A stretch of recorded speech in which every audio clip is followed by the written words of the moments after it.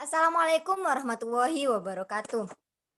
Di sini kami dari kelompok 4 akan presentasikan hasil kerja kelompok kami yaitu teori konflik kebutuhan manusia dan negosiasi prinsip. Sebelumnya saya akan perkenalkan anggota saya. Yang pertama yaitu Putri Dwi Jayanti dengan NIM 2003211000007. Yang kedua yakni Amin Saputra dengan NIM 2003211000056. Yang ketiga yaitu Sofi Uljannah dengan NIM 2003211000062. Yang keempat yaitu Widada Faridatus Soleha dengan NIM 2003211000089. Yang terakhir yaitu saya sendiri Nabila Kotunada dengan NIM 2003211000101. Mari kita simak video selengkapnya ya teman-teman. Cekidot.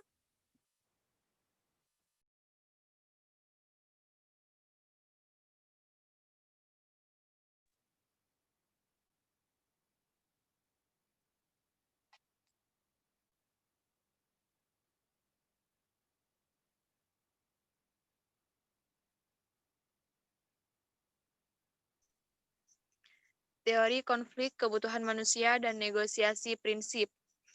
Teori kebutuhan manusia berasumsi bahwa konflik yang berakar dalam disebabkan oleh kebutuhan dasar manusia, baik itu fisik, mental, dan sosial yang tidak terpenuhi atau dihalangi.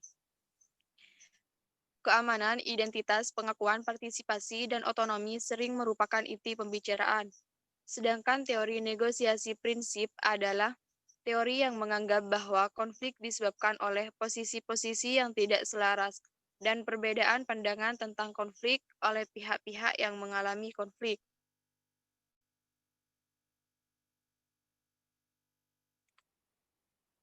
Konflik antar kelompok. Konflik antar kelompok adalah pertentangan yang terjadi antara dua kelompok atau lebih yang disebabkan oleh kepentingan yang sama. Penyebab konflik dapat berasal dari faktor internal dan eksternal kelompok.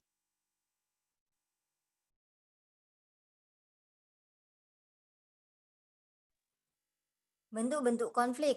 Yang pertama, berdasarkan segi materinya, konflik dibedakan menjadi 4, yaitu yang pertama konflik tujuan, yang kedua konflik peranan, yang ketiga konflik nilai, yang keempat konflik kebijakan.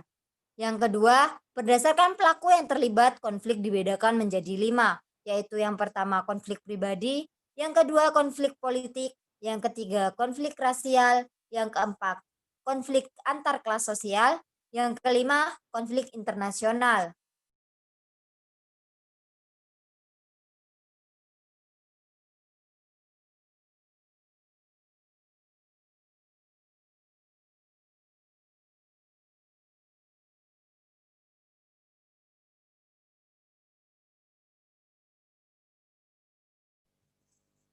Yang berikutnya adalah faktor-faktor penyebab konflik. Pertama, ada perbedaan pendirian. Perbedaan pendirian ini akan menjadi konflik sosial sebab dalam menjalankan hubungan sosial, seorang individu tidak selalu sejalan dengan individu atau kelompok yang lain.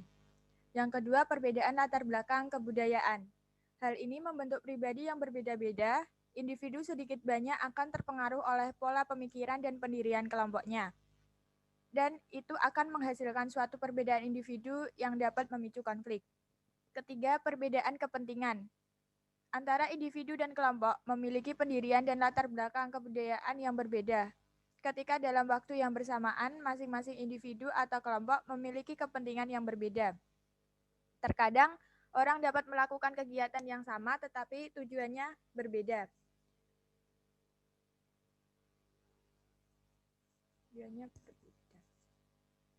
Terkadang orang dapat melakukan kegiatan yang sama tetapi ujungnya berbeda. Konflik akibat perbedaan kepentingan ini dapat pula menyangkut bidang politik, ekonomi, sosial, dan budaya.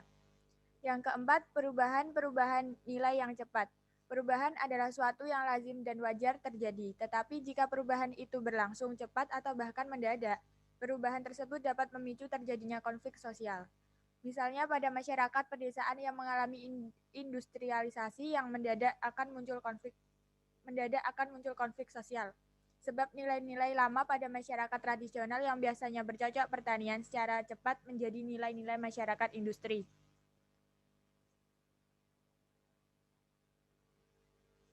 Berikutnya faktor penyebab konflik.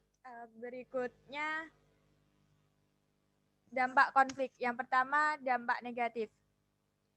Ada hancurnya atau retaknya kesatuan kelompok. Hal ini terjadi apabila timbul pertentangan antar golongan dalam suatu kelompok. Yang kedua, adanya perubahan kepribadian individu. Ketika terjadi pertentangan, ada beberapa pribadi yang tahan dan tidak tahan terhadapnya. Mereka yang tidak tahan akan mengalami perubahan tekanan yang berujung tekanan mental. Yang selanjutnya, hancurnya harta benda dan jatuhnya korban jiwa. Konflik yang berujung pada kekerasan maupun peperangan akan menimbulkan kerugian, baik secara materi maupun jiwa raga manusia. Yang keempat, akomodasi, dominasi, dan takluknya suatu pihak. Konflik merupakan kenyataan yang hidup dalam masyarakat. Konflik bisa terjadi ketika beberapa tujuan dari masyarakat tidak sejalan.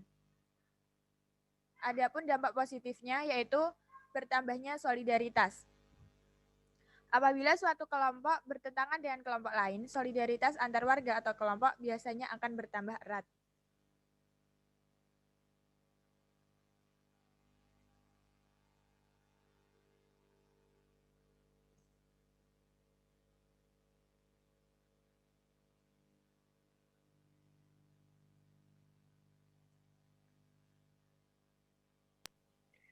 Nah, di sini cara mengatasi konflik. Di sini ada arbitrasi, yaitu suatu perselisihan yang langsung dihentikan oleh pihak ketiga yang memberikan keputusan dan diterima serta ditaati oleh kedua belah pihak. Dan di sini selanjutnya ada gencatan senjata, yakni adalah menghentikan perang atau konflik bersenjata. Terus yang selanjutnya ada Lemate adalah suatu keadaan dalam proses akomodasi di mana di antara dua kelompok yang sedang mengalami konflik memiliki kekuatan yang sama.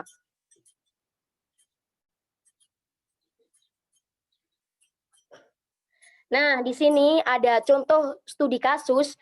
Di sini konfliknya yaitu konflik antar petani dalam mengalokasikan air irigasi sawah pertanian terjadi di Kelurahan Saraugandang, Kecamatan Nanggalau, Kota Padang. Dalam penelitian ini, bentuk konflik yang terjadi adalah konflik tertutup dan konflik terbuka.